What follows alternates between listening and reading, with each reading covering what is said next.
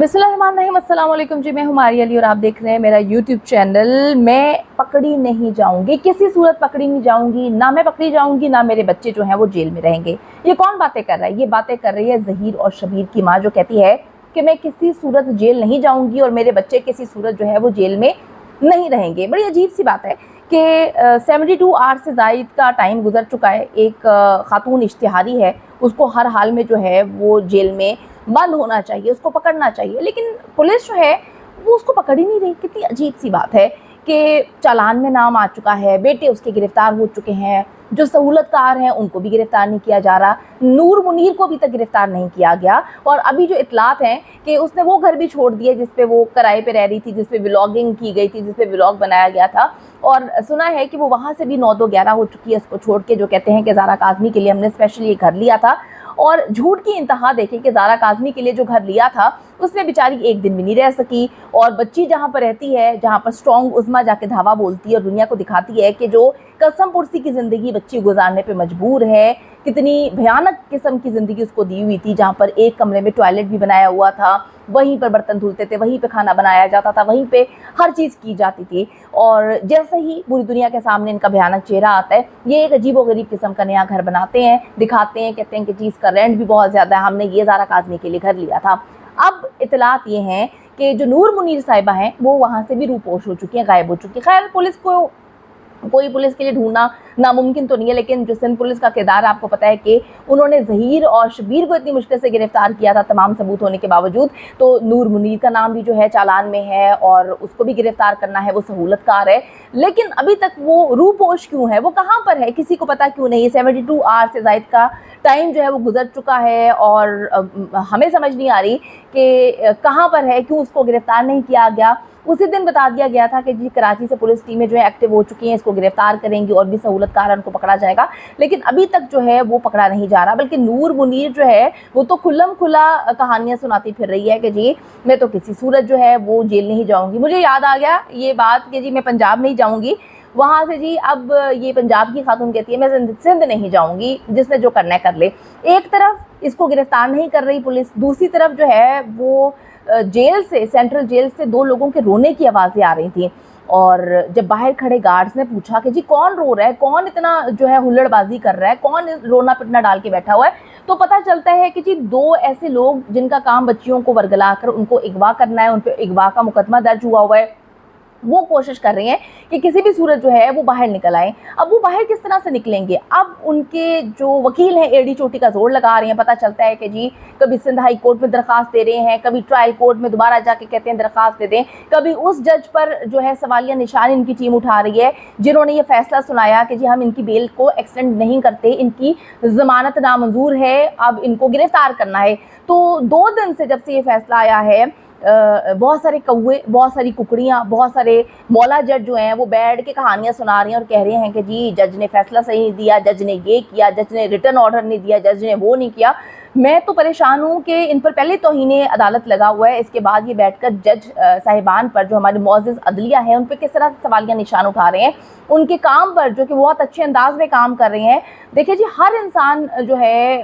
उसके हक़ में या उसके खिलाफ फैसला आता है, लेकिन मुझे ये बात समझ नहीं आ रही कि जब इनके हक़ में फैसला आता है तो ये पागल हो जाते हैं, ढोल बजाते हैं, मिठाइयाँ बांटते हैं, अजीबोगरीब किस्म की कहानियाँ सुनाते हैं। जैसे ही फैसले इनके खिलाफ आते हैं ये अदलिया पर सवालिया निशान उठा देते हैं,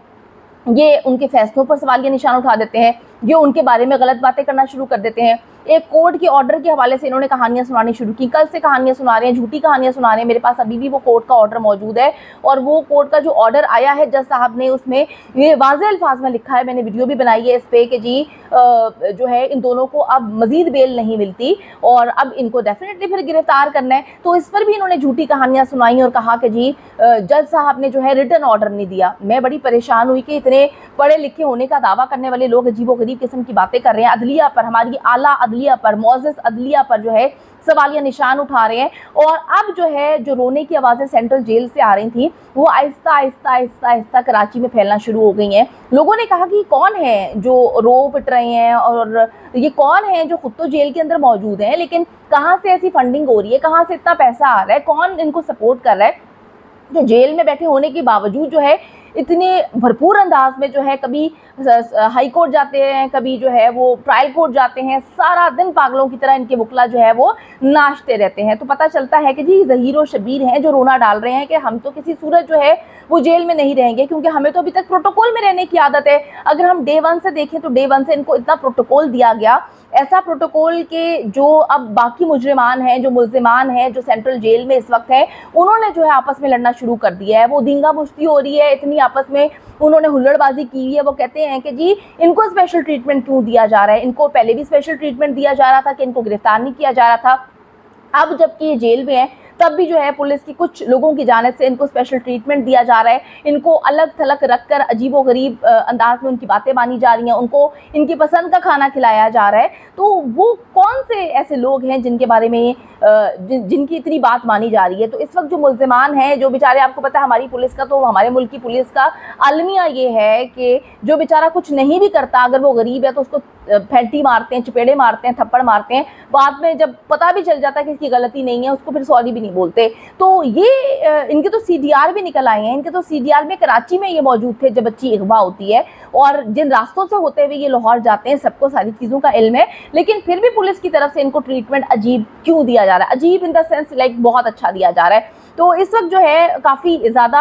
हुल्लड़बाजी चल रही है सेंट्रल जेल के अंदर कि भाई ये कौन लोग हैं, ये क्या इस मुल्क में इनका कोई शेयर है, कोई करते धरते हैं, क्यों पुलिस इनको इतना स्पेशल ट्रीटमेंट दे रही है, और ये क्यों शोर मचा रहे हैं, क्यों अदलिया के फैसलों पर सवाल उठा रहे हैं, क्यों जज साहब के फैसले पर जो है उंगलियां उठाते हुए कहते हैं कि जी बेल तो हमारी रिजेक्ट हुई नहीं है, हम तो किसी सूरत अंदर जाना ही नहीं था, तो क्यों हमें जज साहब ने जो है अंदर भेज दिया है। तो ये कहानियां इस वक्त सुनाई जा रही हैं और काफ़ी लोग जो है वो परेशान हो रहे हैं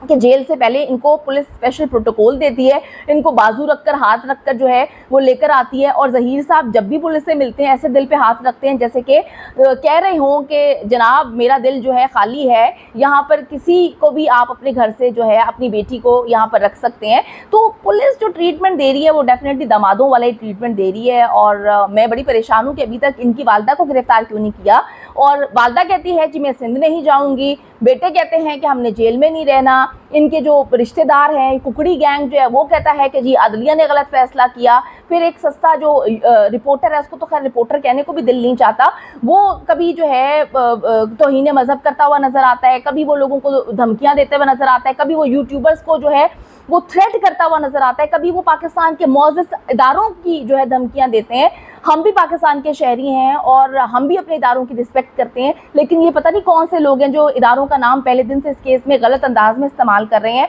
और हम लोगों को, पाकिस्तान की आवाम को डरा रहे हैं कि जी पाकिस्तान के इदारे जो हैं वो इनके कॉन्टेक्ट में हैं और जो ये कहते हैं वो करते हैं। तो मैं आपको बताती चलूँ,